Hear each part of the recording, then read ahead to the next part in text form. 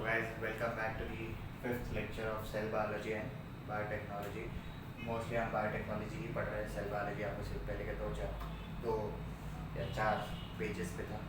Today will be learning about these three: blue, green and white revolution, environment and biotechnology, food biotechnology and DNA fingerprinting. Start हम ये तीन से करेंगे क्योंकि ये थोड़ा वास्ट कॉन्सेप्ट है. Environment and biotechnology. Environment and biotechnology is basically को रिलेटेड कि जैसे जैसे आपकी ह्यूमन की जो टेक्नोलॉजी है, जो आपके फोन्स है, वॉशिंग मशीन्स है, कोई भी टेक्नोलॉजी, फ्रिज है, रेफ्रिजरेटर है, इसी फ्रिज और रेफ्रिजरेटर एक ही होता है.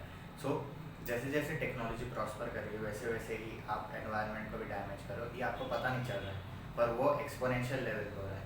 अभी जैसे आप देख रहे हो कि ज़्यादा से ज़्यादा जो इंडिया में जो फॉरेस्ट्स है उनको डेवलपमेंट प्रोजेक्ट्स के लिए कन्वर्ट कर रहे हैं, फॉरेस्ट कट कर रहे हैं. तो हम ये आपको ये पर्टिकुलर चीज़ों पे ध्यान देना चाहिए कि जैसे जैसे आप डेवलपमेंट की तरफ जा रहे हो वैसे वैसे आप एनवायरनमेंट को हार्म ना करो. इसका परफेक्ट एग्जांपल या परफेक्ट डिस्क्रिप्शन आपकी बुक में दिया हुआ है कि आपके जो बेसिक सीवेज और गटर्स होते हैं उनमें बहुत ज़्यादा ऑर्गेनिक मैटर होता है जो यूज़फुल हो सकता है आगे के कोई भी प्रोजेक्ट के लिए.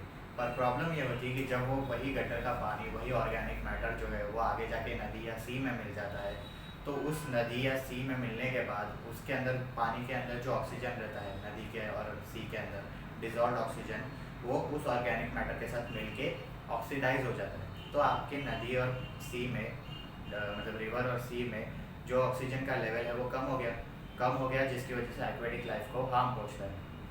यही प्रॉब्लम एवर्ट करने के लिए हम लोग ये कर सकते हैं कि जब भी हम उस पर्टिकुलर गटर के पानी को या सीवेज वाटर को अगर हम नदी में रिलीज़ करें उससे पहले एक ऑक्सीडेशन प्रोसेस हो जो माइक्रोब्स और बायोटेक्नोलॉजी से एप्लीकेबल हो. माइक्रोब्स या आप माइक्रो ऑर्गेनिज्म यूज़ करो जिससे क्या हो कि वो ऑक्सीडेशन प्रोसेस हो, ऑर्गेनिक मैटर ऑक्सीडाइज हो जाए पर आपके नदी या सी का ऑक्सीजन लेवल कम नहीं. ये आपके अलग अलग प्रोसेसेस थे बायोटेक्नोलॉजी में, जिसमें से एक था bioremediation, biopesticides, biofertilisers and biosensors. Biosensors are such devices जो आपकी पर्टिकुलर बॉडी हो या कोई भी एक पर्टिकुलर सब्जेक्ट हो उसके अंदर सस्पेक्ट करते हैं अगर कोई पर्टिकुलर चीज़ की कमी है, कोई पर्टिकुलर चीज़ हो रही है. समझो इंसुलिन का एक डिवाइस है और अगर मैंने उसको लगाया तो अगर मेरी बॉडी में शुगर लेवल बढ़ जाता है तो वो डिवाइस खुद ब खुद मेरी बॉडी में इंसुलिन ट्रांसफ़र करेगा जिसकी वजह से क्या होगा कि वो शुगर लेवल मेंटेन होने लग जाएगा. This is one thing of biosensors. Next is your bio remediation. Bio pesticides और फर्टिलाइजर्स आपको पता ही है.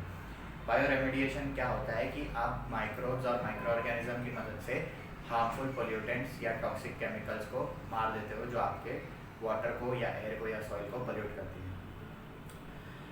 प्लांट्स की मदद से अगर इसको ये होता है कि आप हार्मफुल पोल्यूटेंट्स को ख़त्म कर रहे हो तो फीटो रेमिडिएशन होता है. PHYTO, फीटो रेमिडिएशन होता है. और नॉर्मली माइक्रोब्स की मदद से होता है तो बायो रेमिडिएशन होता है, जिसके कुछ एग्जांपल्स आपको टेक्स्ट बुक में दिए हुए हैं. Few of them are pseudomonas. Pseudomonas use होता है ताकि आपकी जो ऑयल स्पिल्स होती है पानी में, सी में, रिवर में, तो उन ऑयल स्पिल्स की वजह से जो हाइड्रोकार्बन और बाकी केमिकल्स रिलीज होते हैं ऑयल से पानी में, स्यूडोमोनास उन्हीं हाइड्रोकार्बन्स और केमिकल्स को ख़त्म करता है. The fern, the Pteris vittata can absorb the arsenic from the soil. एक फर्न होता है. फर्न इज़ नथिंग बट एक तरीके का ग्रास वाला प्लांट होता है जो सॉइल में से आर्सेनिक एब्जॉर्ब कर सकता है. आपका सनफ्लावर है जो आपके सॉइल में से या आपके आजू बाजू में से यूरेनियम और आर्सेनिक एब्जॉर्ब करता है. एक रेडिएशन वाला बैक्टीरिया है या ऑर्गेनिज्म है जिसका नाम है डायनोकोकस रेडियोड्यूरेंस. डायनोकोकस रेडियोड्यूरेंस इतना हाईली रेजिस्टेंट रेडिएशन ऑर्गेनिज्म है कि अगर कोई जगह रेडिएशन है और आप उस बैक्टीरिया को एक्सपोज करते हो तो वो ज़्यादा से ज़्यादा रेडिएशन खुद ब खुद एब्जॉर्ब करने लग जाता है, जिसकी मदद से आपको ट्राई कर सकते हो कि उस एरिया को वापस से रहने लायक बना सको. Next is your food biotechnology. Food biotechnology मैंने आपको पिछले चैप्टर्स में ही बताया कि आपके डेयरी प्रोडक्ट्स जो है, चीज़ है, योगर्ट है, आपका बटर है, बहुत सारी चीज़ें हैं जो माइक्रोब्स और बायोटेक्नोलॉजी की मदद से बने. आपका वाइन है, बियर है, जो ज़्यादा जल्दी से जल्दी फर्टाइल, जल्दी से जल्दी सड़के, जिसको बोलते हो आप लोग नॉर्मली भाषा में, जल्दी से जल्दी डीके होके वापस से उसको आप बेच सकते हो. Next is your DNA fingerprinting. DNA fingerprinting is a concept very interesting. Okay sorry. DNA fingerprinting में क्या होता है कि आपका बॉडी में एक DNA का सीक्वेंस है जो हर एक के लिए यूनिक रहता है. आपके हर एक फिंगरप्रिंट से लेके DNA तक वो यूनिक है. हर एक इंसान का फिंगरप्रिंट भी यूनिक है. सो उसी हिसाब से अगर आपको समझो किसी एक ऑर्फन का बायोलॉजिकल फादर के बारे में जानने का है, तो आप उस पर्टिकुलर ऑर्फन का DNA एनालिसिस लोगे, उसकी DNA सीक्वेंस पढ़ोगे और फिर बाद में आप बाकी अपने खुद के डेटाबेस में देखोगे कि इसकी DNA की सीक्वेंस किससे मैच कर रही है. जिससे मैच कर जाती है वो उसका बायोलॉजिकल फादर हो जाता है. सिमिलरली फॉरेंसिक साइंस में होता है. Forensic science basically crime criminal issues से रिलेटेड जो हम लोग साइंस अप्लाई करते हैं उसको फॉरेंसिक साइंस बोलते हैं. कि अगर समझो किसी की डेथ हुई है, किसी का मर्डर हुआ है, तो आपको जानना है कि कब मर्डर हुआ है, कितनी देर में हुआ है, ये सब अलग चीज़ है. पर अगर आपको ये जानना है कि समझो उसका सिर्फ हाथ रखा हुआ है या उसका हेड नहीं है, quite disturbing scene, but assume करो कि समझो उसकी कोई भी आइडेंटिटी नहीं है. सब चलो पूरी बॉडी है पर उसकी आइडेंटिटी नहीं पता आपको, तो आप क्या करोगे, उस पर्टिकुलर बॉडी का DNA एनालिसिस दोगे. सीक्वेंस में आप पूरे जो आपका डेटाबेस है उसमें मैच करोगे. आप देखोगे कि ये पर्टिकुलर इंसान कौन है जो मर गया है. This is one thing of DNA fingerprinting and forensic science. इसकी इंस्टीट्यूट हैदराबाद में भी है जो अच्छी है और इंटरेस्टिंग वर्क करती है. अब आता है आपका ग्रीन रेवोल्यूशन और ब्लू और white revolution. Blue revolution is nothing but कि ब्लू रेवोल्यूशन में क्या हुआ कि जैसे जैसे ऑफकोर्स जैसे जैसे टेक्नोलॉजी बढ़ रही है, जैसे जैसे डेवलपमेंट हो रहा है, वैसे वैसे एक्वेटिक लाइफ को भी उतना ही नुकसान हो रहा है.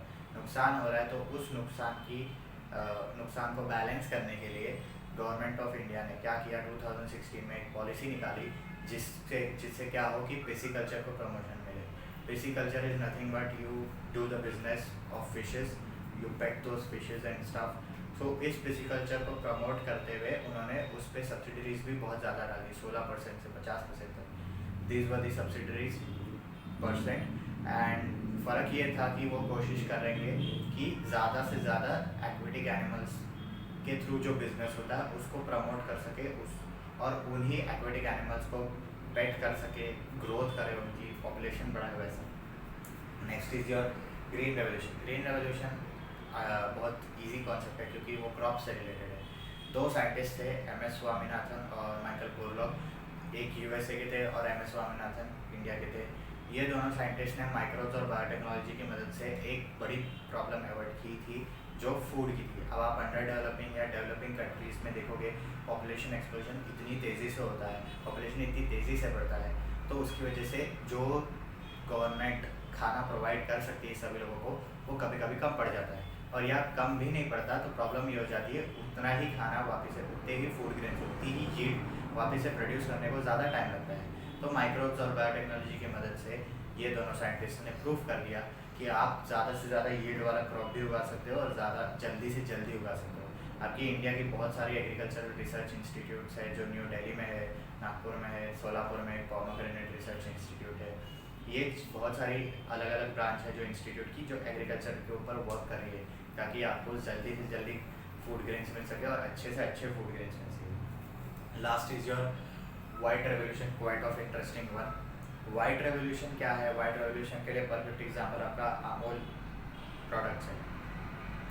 आप देखोगे कि पहले जो डेयरी सेक्टर है उसको एक एलाइड बिजनेस माना जाता था. Allied business is nothing but एक साइड बिजनेस होता था कि एक बड़ा बिजनेस होगा, एक जॉब वॉब होगी और फिर बाद में उसके बाद में एक डेयरी प्रोडक्ट होगा.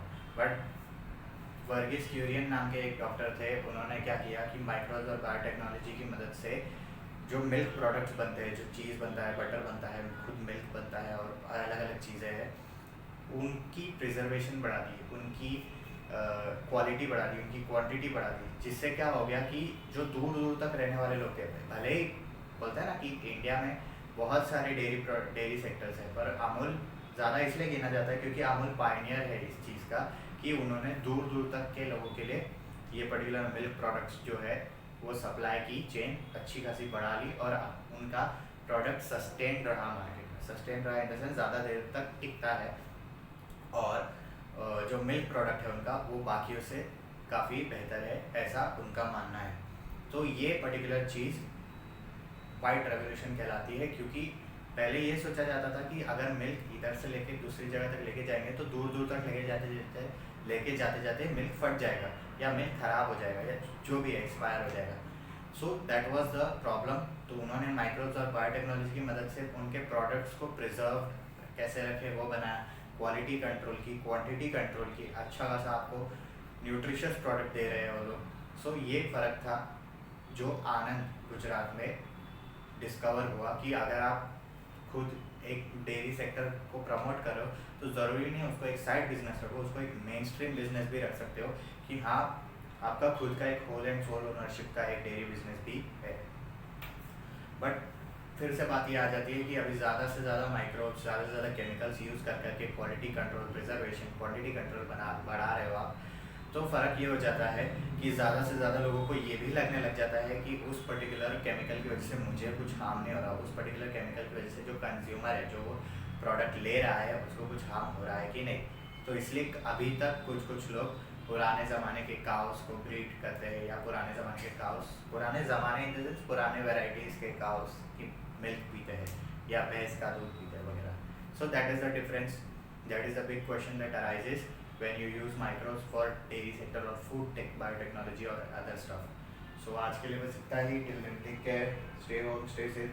ये तीनों रेवोल्यूशंस के बारे में आप चाहिए तो गूगल कर सकते हो, बहुत अच्छा और वास्ट कॉन्सेप्ट है स्टडी करने के लिए। और डीएनए फिंगरप्रिंटिंग बहुत इंटरेस्टिंग सब्जेक्ट है, अगर पढ़ना है आगे तो आप पढ़ सकते हो। till then take care, stay home, stay safe।